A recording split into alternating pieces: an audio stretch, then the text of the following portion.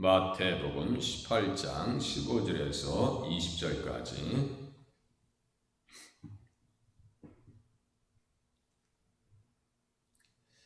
제가 봉독해 드립니다. 내 형제가 죄를 범하거든 가서 너와 그 사랑과만 상대하여 권고하라. 만일 들으면 내가 내 형제를 얻은 것이요, 만일 듣지 않거든 한두 사람을 데리고 가서 두세 증인의 입으로 말마다 확증하게 하라. 만일 그들의 말도 듣지 않거든 교회에 말하고, 교회의 말도 듣지 않거든 이방인과 세리와 같이 여기라. 진실로 너희에게 이르노니 무엇이든지 너희가 땅에서 매면 하늘에서도 매일 것이요, 무엇이든지 땅에서 풀면 하늘에서도 풀리리라. 진실로 다시 너희에게 이르노니 너희 중에 두 사람이 땅에서 합심하여 무엇이든지 구하면 하늘에 계신 내 아버지께서 그들을 위하여 이루게 하시리라. 두세 사람이 내 이름으로 모인 곳에는 나도 그들 중에 있느니라. 아멘.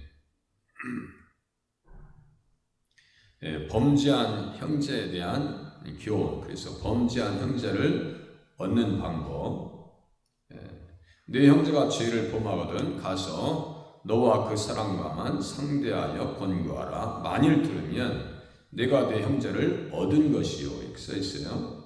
그러니까 말씀드린 것과 같이 죄라고 하는 것은 도덕적인 법을 어긴 것을 말합니다. 도덕법이라고 하는 것은 우리가 세상에서 배우는 그런 인륜적인 법을 얘기하는 거 아니에요. 그것이 물론 성경에 포함되어 있지만 하나님과의 관계, 사랑과의 관계에 있어서의 법을 어긴 경우를 말합니다. 그래서 중간에 보면 다른 신을 섬기는 이단적인 주장, 이것까지도 제가 써놨어요. 그러니까 교회에 와서 이단적인 내용들을 증거한다, 가르쳐준다, 이건 용납될 수 없는 것이더라고 말씀을 드렸어요. 그래서 하나님의 도덕법이라고 하는 것은 십계명에 명시적으로 기록되어 있습니다. 우상 섬기지 말라고, 다른 신을 섬기지 말라고. 주일날 늘 우리가 공독하면서 그 말씀을 그야말로 삶 속에서 내재화시켜야 돼요. 내재화. 야, 주일 성수해야지. 거짓말하면 안 되지. 간음하면 안 되지.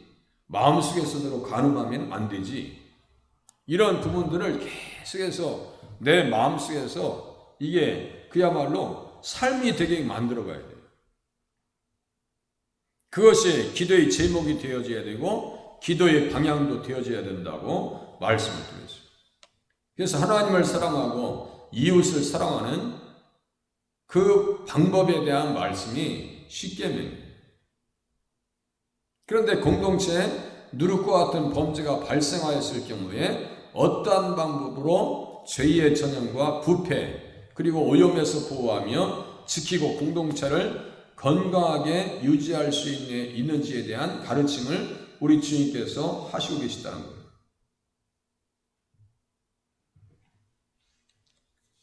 누룩이 있으면 안 된다는 거예요. 누룩은 죄와 같다 그랬어요. 그래서 계속해서 2주 동안 말씀드린 것과 같이 앞으로도 더 배워야 돼요.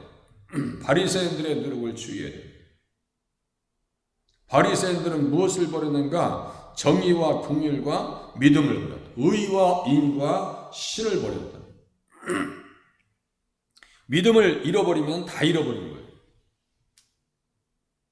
예수 믿는다고 해서 우리가 율법을 도외시하면 안 된다고 했어요. 물론 의식법과 시민법은 예수님의 십자가와 더불어서 소멸되었습니다. 그래서 구약과 같이 양을 잡는다든가 각을 뜬다든가 피를 뿌린다든가 이건 없어요. 착각해가지고 어떤 교회에서는 수련회 가가지고 어린 양을 잡는 그 수련회에서 한번 실질적으로 경험해보고 싶어가지고 어린 양을 주고 와서 핸드폰에 촬영해가지고 또 유튜브에다 올렸었네. 동물 인권 연대에서 난리 났었습니다. 이게 뭐 하는 거예요? 그게 없어졌다고. 그걸 체험하겠다고 또 카메라까지 들이대가지고 촬영해가지고 기록에 남기고 바보예요. 그렇게 하면 안 되고요. 그렇게 또 해서도 안 돼요.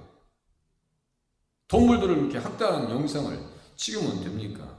지금은 신약 시대인데 십자가 안에서 모든 것이 의식법은 폐기되어 있는데 의식법은 없어졌지만 무슨 법은 강화됐다 그랬어요? 도덕법은 강화됐다. 그래서 디모데전서 1장 사람이 율법을 적법하게 쓰면 선한 것이다. 그래서 죽이는 자와 살인하는 자며 음행하는 자와 남색하는 자와 인신매매를 하는 자와 거짓말하는 자와 거짓 맹세하는 자와 기타 바른 교훈을 거스르는 자를 위함이니 이 교훈은 내게 맡기신 바 복되신 하나님의 영광의 복음을 따릅니다. 그래서 복음을 따르는 데 있어서 십계명의 내용이 그 안에 들어가 있다니까요. 율법을 통해서 의롭게 되는 것이 아니라 율법을 지켜서 의롭게 되는 것이 아니라 믿음을 통해서 의롭게 되어지는데, 그렇다면 의를 우리 주님께서 선물해 주셨으면 어떻게 살아야 되는가? 그 의를 지키려고 몸부림쳐야 그것이 신앙이라고.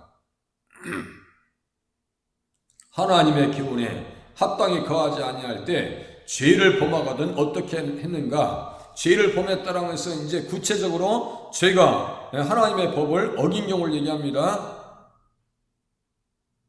사두개인들의 누리군 부활이 없다는 것이라고. 부활이 없으면 기독교의 기본은 다 무너지는데, 우상을 섬기는 것 이런 것이 다 잘못된 것이다. 거짓에 관한 것, 동성애와 같은 성도덕의 문제, 나아가 당 씹는 것과 포괄적인 문제들도 포함된다. 이렇게 말씀합니다. 초대교회는 그리스도 안에서 말이죠, 긴밀하게 하나 되어지고 연합을 이루었습니다. 연합을 이루었습니다. 범죄한 형제를 권고하고 듣지 않을 때 증인을 세워라. 우리 주님께서 또 가르치셨습니다. 내 형제가 죄를 범하거든 가서 너와 그 사람과만 상대해라. 권고하여라. 만일 들으면 내가 내 형제를 얻은 것이요, 만일 듣지 않거든 한두 사람을 데리고 가서 두세 개 증인의 입으로 말마다 확증하게 하라. 잘못된 가르침을 듣고 와서 만약에 교회에서 그것을 퍼뜨린다, 그게 용납될 수 없는 겁니다. 도덕적인 범죄를 저질렀다, 그것도 감당이 안 되는 거예요. 범죄하거든 죄를 범하거든 그 사람과 상대하라. 상대에서 권고하라 라고 하는 것은 죄를 깨닫게 하고 잘못을 깨닫게 하라 이 뜻입니다. 권고하라는 것은 죄를 깨닫게 하라. 이게 잘못된 거다. 이거 잘못된 가르침이라고. 잘못된 행동을 한 거라고. 혹시나 그러한 자리에 있을까봐 늘 말씀에 깨어 있어야 되고 말씀을 듣는 자리에 있어야 돼요. 들으면 내가 내 형제를 얻은 것이다. 얻는다고 하는 것은요, 그리스도의 사랑과 교제를 다시 회복한다는 얘기고, 악을 피함으로 발생하는 유익을 얻는, 악을 피할 수 있으면 피해야죠. 그걸 잘못된 것을 빨리 사로잡아야죠. 들으면 얻는 것이다. 듣지 않으면 어떻게 돼요? 그때는 한두 사람을 데리고 가라. 한두 사람을 데리고 가라. 데려가서 두세 증인의 입으로 말마다 확증하게 하라. 이것이 어디에 있는 말씀이냐면요, 신명기 19장에 있는 말씀이에요. 맨 밑에 써있네요. 두 증인의 입으로나 세 증인의 입으로 이렇게 써있어요. 두 증인의 입으로나 세 증인의 입으로 그 사건을 확정할 것이요. 교회가 문제가 있을 때 맨 처음에는 그 사람과만 상대하고 권고하지만, 들으면 그 순간 그게 해결되는 거예요. 들으면, 아이 목사님, 권사님, 제가 잘못했네. 고칠게요.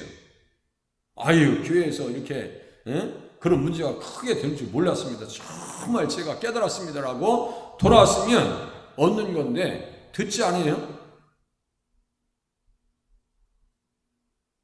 듣지 아니할 때 신명기 19장입니다. 교회 치리하고 징계하는 방법입니다. 사람의 모든 악에 관하여 또한 모든 죄에 대하여 한 증인으로만 정할 것이 아니요 두 증인의 입으로나 또는 세 증인의 입으로 그 사건을 확증하라. 그 사건을 확증하라. 본래 주님께서 마태복음 18장 1절에서 14절까지 보면 누구 하나도 잃어서는 안 된다. 우리 자신도, 우리 자신의 영혼도 잃어서는 안 돼요. 하나님의 말씀 앞에서 잃어버릴까봐, 혹시나 믿음에서 떨어질까봐 그게 가장 큰 걱정이 되어져야 돼요. 신앙생활 할 때 혹시나 말씀을 내가 잃어버릴까, 말씀을 듣지 못할까, 교회에 가지 못할까, 신앙 잃어버리면 어떨까, 이 영적 근심을 먼저 해야 한다니까요. 그런데 그것이 없어서는 안 된다. 실족해서는 안 된다고 1절부터 14절까지 주님께서 말씀하셨어요. 그럼에도 불구하고 죄를 범한 형제가 나타났을 경우에 먼저 너와 그 사람과만 상대하여서 권고하라. 죄를 깨닫게 하라. 잘못을 말하라. 지적해 주라. 이 말은 세례 요한이 헤롯 왕을 책망할 때 쓰였던 단어이고, 권고한다는 것은 책망한다는 얘기입니다. 예수님의 말씀을 듣던 무리들이 가책을 받았다, 가책을 느꼈다 할 때 그 내용이 똑같이 나옵니다. 자, 전능하신 우리 예수 그리스도 앞에 사람들이 서면요, 무엇이 가장 먼저 부각되어지면요, 죄가 부각. 온전히 예수님은 거룩하신 분이기 때문에 마치 그렇게 비유하면 될 것 같아요. 깨끗한 거울에 만약에 제가 서 있어요. 밥을 먹고 서 있는데 어디 뭐 이렇게 입에 뭐가 이렇게 입 주위에 묻었다 이거예요. 금방 드러나죠. 제가 자주 다른 때는 안 보지만 새벽에 올라갈 때는 웬만하면 넥타이를 똑바로 하려고 거울을 몇 번 봅니다. 이 넥타이 부분 이게 삐뚤어지면 아주 설교 끝나고 제가 영상을 편집할 때 영 보기 싫더라고요. 영 보기 싫어요. 그래서 넥타이를 똑바로 매려고 늘 이렇게 준비를 합니다. 그런데도 불구하고 예배 시간에 어떤 때 오면은 약간 삐뚤어져가지고 혼자 열심히 설교하고 있어요. 제가 볼 때는 은혜롭지 않아요. 은혜롭지 않아요. 똑바로 져야 되거든요. 예수님이 가버나움에 도착하고 거라사인의 땅에 도착했을 때 귀신 들린 사람들이 바로 나타납니다. 무릎을 바로 꿇어요. 전능하신 주님, 거룩하신 주님, 의로우신 주님 앞에 서면 사람의 죄는요 폭로되는 겁니다. 간음 중에 잡힌 여인에게 찾아와서 사람들이 얘기합니다. 이 율법에 의하면 이러한 여자를 모세는 돌로 치라 명하였거니와 선생님은 어떻게 말하겠나이까? 그러니까 너희 중에 죄 없는 자가 먼저 쳐라. 그러니까 사람들이 양심의 가책을 느낍니다. 예수님 깨끗하신 주님 앞에 가책을 느끼는 것은 당연한 겁니다. 죄가 막 폭로되거든요. 한 사람도 돌을 들고 그 여인을 치지 못합니다. 다 도망가 버려요.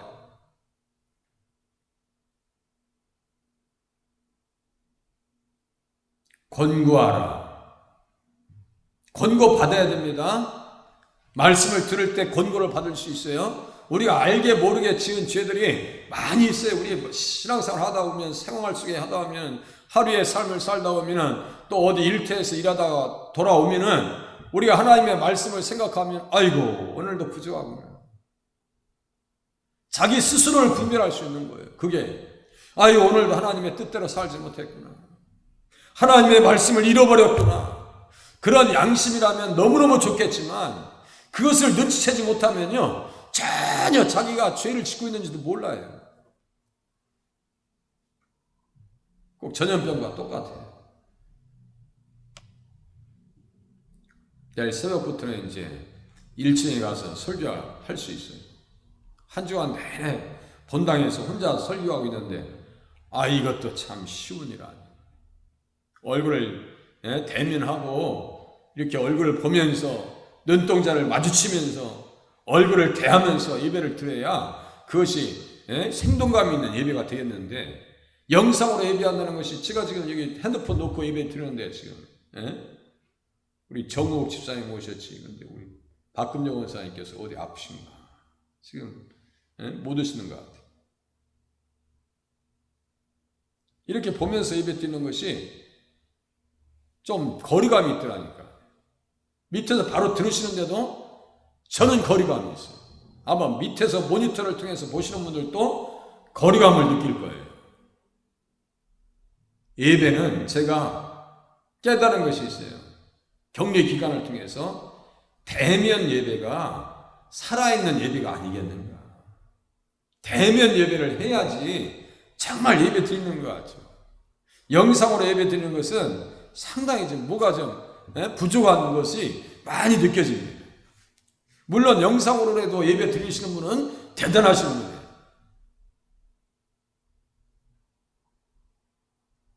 주일날 아예 3층에서 우리 유목사님께서 설교하시는데 제가 듣고 있는데 아주 거리감이 많이 느껴져요. 우리 3층에서도 예배 드리는데도 거리감이 느껴져요.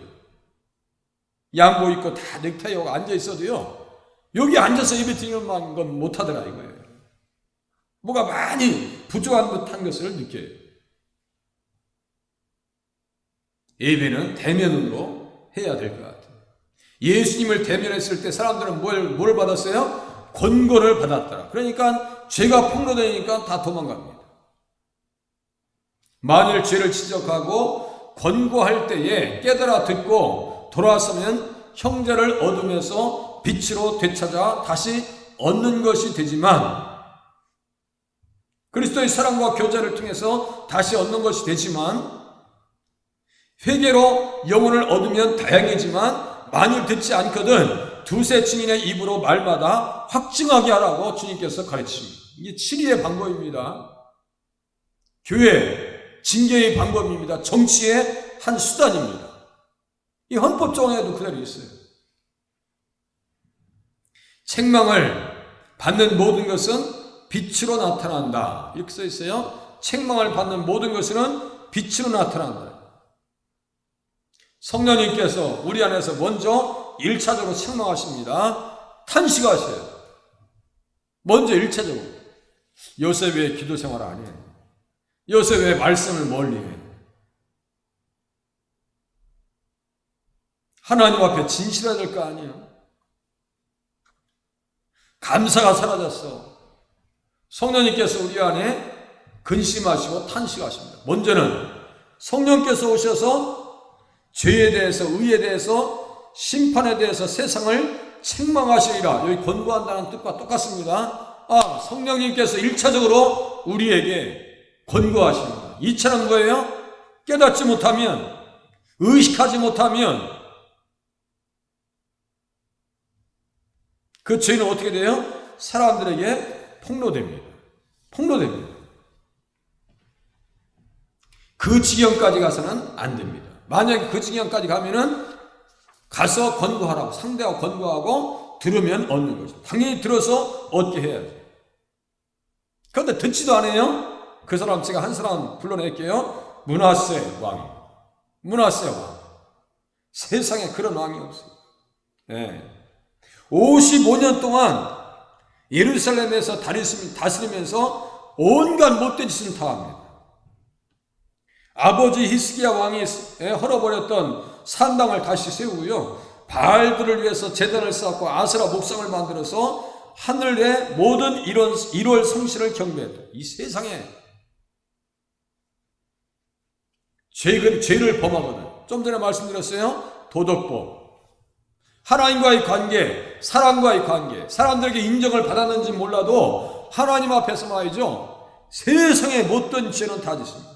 1월 성신을 만들고 제단을 만들고 흰놈의 아들 골짜기에서 그의 아들들을 불 가운데로 지나가게 하고 점치며 사슬과 요술을 행하며 신접한 자와 박수를 신임하며 여호와 보시기에 악을 많이 행하여 여호와를 진노하게 하게 하였더라. 아이 세상에. 아버지 히스기야가 왕이 무너뜨렸던 모든 것들을 다시 세워놨던 그 못된 왕이 므낫세입니다. 듣지 않아요. 듣질 않습니다. 선지자들의 말도 듣질 않습니다. 그러니까 주님께서요, 채우는 어떤 방법을 사용하시냐면요, 충격요법을 쓰십니다. 제가 이런 부분들을 성경을 보면서 많이 깨달아요. 하나님께서는 말 안 듣지 않냐면 코너라고 모르셔서 충격요법을 쓰시는 거예요. 그것도 안 되는 인생들은 지옥 가는 겁니다. 하나님의 자녀는요, 징계를 합니다. 징계를 하신다고 하나님께 친히 징계를 하십니다. 그런데 징계가 없으면 그것은 사생자다라고 히브리서 12장에 아예 써 있습니다. 징계가 없으면 사생자요 친아들이 아니니라. 징계는 다 받는 것이거늘, 히브리서 12장 8절, 징계는 다 받는 것이거늘 너희에게 없으면 사생자요 친아들이 아니니라.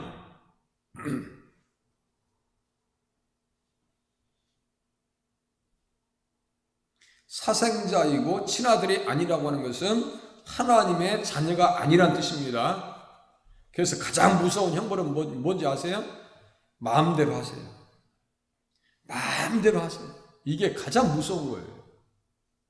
조금만 잘못해도, 조금만 실수해도 하나님 앞에서 양심이 가책이 생겨서 견딜 수 없고, 기도하지 못하면 견디지 못하겠고, 예배에 참여하지 못하면 답답하고, 그래야 그게 정상적인 마음이에요.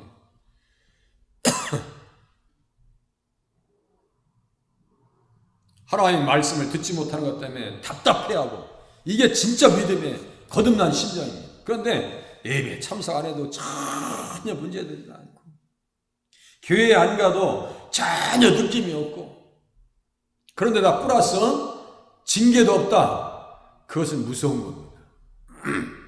탕자는 하나님의 자녀이기 때문에 징계하셨습니다.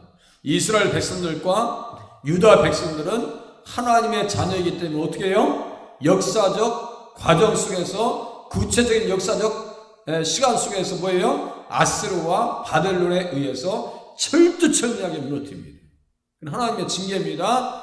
신명기 28장, 레위기 26장. 이 부분들을 잘 이해하셔야 돼요. 깨닫지 못하면 안 돼요. 그런데 므낫세가 깨닫지 못해요. 하나님의 자녀입니다. 그러니까 다시요, 충격요법을 쓰시더라. 충격요법을 어떻게 쓰시는가? 듣지 아니함으로 여호와께서 므낫세와 그의 백성에게 이르셨으나 그들이 듣지 아니함으로, 역대하 33장 10절입니다. 여호와께서 아스루 왕의 군대 지휘관들이 와서 치게 하시매, 여호와께서 아스루 왕의 군대 지휘관들이 와서 치게 하시매, 하나님께서 치셨다니까요. 그들이 므낫세를 사로잡고 쇠사슬로 결박하여 바벨론으로 끌고 간지라. 바벨론으로 끌고 간지라. 그가 환난을 당하여 그의 하나님 여호와께 간구하고 그의 조상들의 하나님 앞에 크게 겸손하였더라. 기도하였으므로 하나님이 그 기도를 받으시고 그의 간구를 들으시사 그가 예루살렘에 돌아와서 다시 왕위에 앉게 하심에 므낫세가 그제서야 여호와께서 하나님이신 줄을 알았더라. 자, 하나님의 말씀을 깨닫지 못하면 어떻게 한다고요? 충격요법을 쓰시더라. 그래서 버릇을 싹 고쳐놨습니다. 이방 신들과 여호와의 전의 우상들을 철거하고 제거하고, 여호와의 전을 건축한 사내와 예루살렘에 쌓은 모든 제단들을 다 성 밖에 던지고, 예루살렘 전에 건축한 사내, 이 우상들을 다 제거했다는 거예요.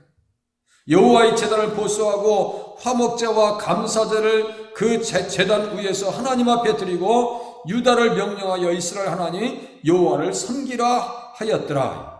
이 정신 똑바로 차린 거죠.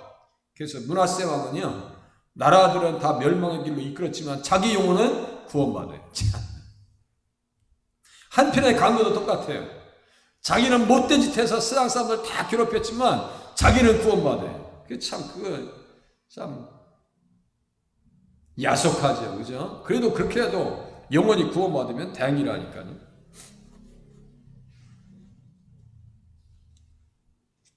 권고함을 듣지 아니하면 최후 마지막에서는 하나님께서 처리하시더라. 교회는 어떻게 할까요? 교회는 만일 그들의 말도 듣지 않거든 교회의 말하고 교회의 말도 듣지 않거든 이방인과 세리같이 여기라. 진실로 너희에게 이르노니 무엇이든지 너희가 땅에서 매면 하늘에서도 매일 것이요 무엇이든지 땅에서도 풀면 하늘에서도 풀리리라.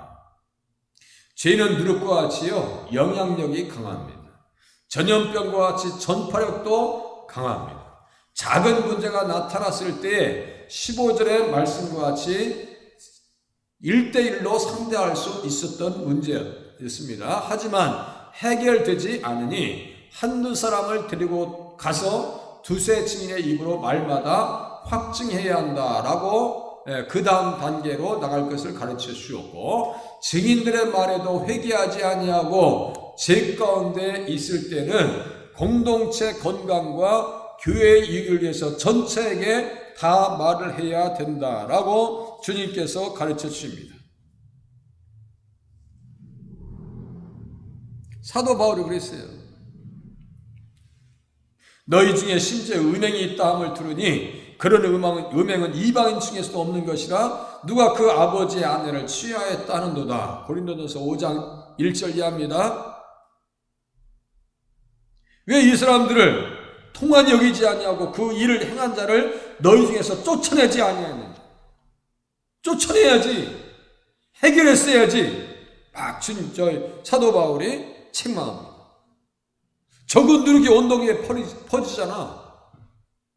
그런 세상 일이 어딨냐고. 그래서 교회 공동체는 도덕적인 범죄, 하나님 앞에서 십계명의 문제가 나타났을 때는 치리하도록 해야 한다는 말씀이십니다.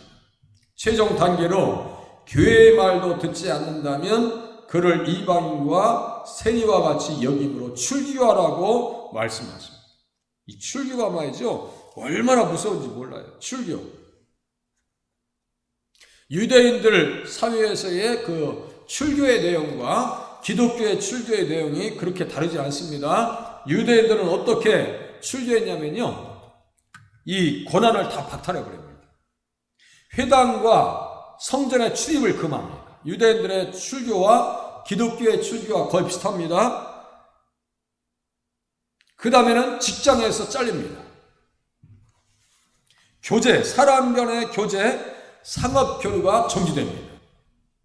우리가 신불자가 되면 카드도 못 쓰고 아무것도 못 쓰는 상황이 되거든요. 저도 개척교회 때 카드를 쓸 수 없는 상황 가운데 있을 때가 한두 번이 아니었어요.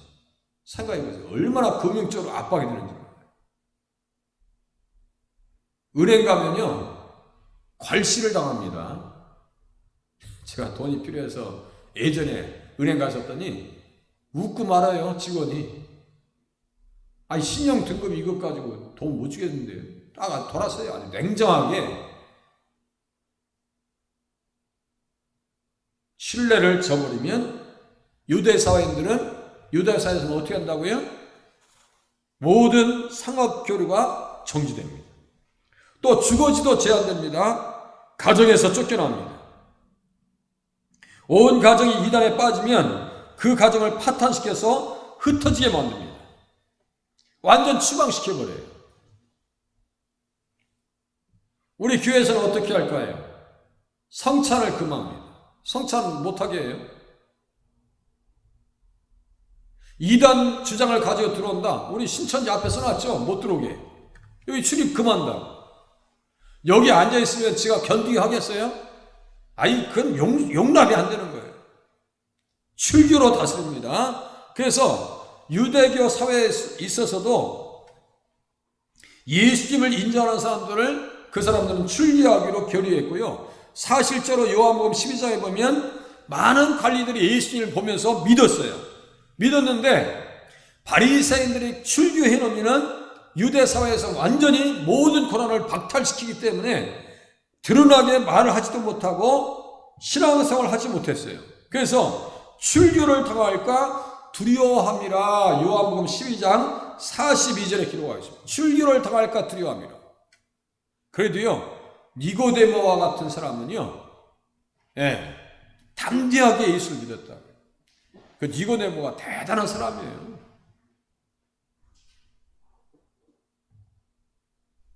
출교를 각오하고도 예수 믿었던 사람. 그런데 출교가 두려워서 예수 믿는 것을 숨겼던 사람들에 대해서 다음과 같이 얘기합니다. 그들은 사람의 영광을 하나님의 영광보다 더 사랑하였더라.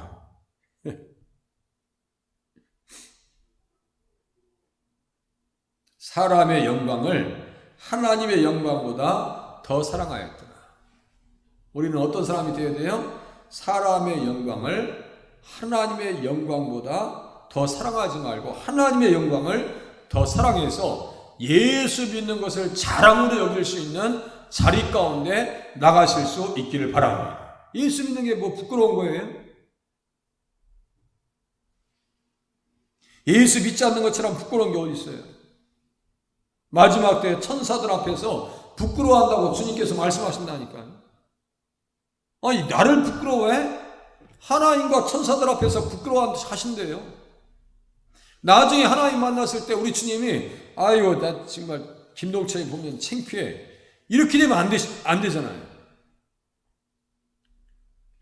마지막으로 돌아온 자들은 어떻게 할까? 진실로 다시 너희에게 이르노니 너희 중에 두 사람이 땅에서 합심하여 무엇이든지 구하면 하늘에 계신 내 아버지께서 그들을 위하여 이루게 하시리라. 두세 사람이 내 이름으로 모인 곳에는 나도 그들 중에 있느니라.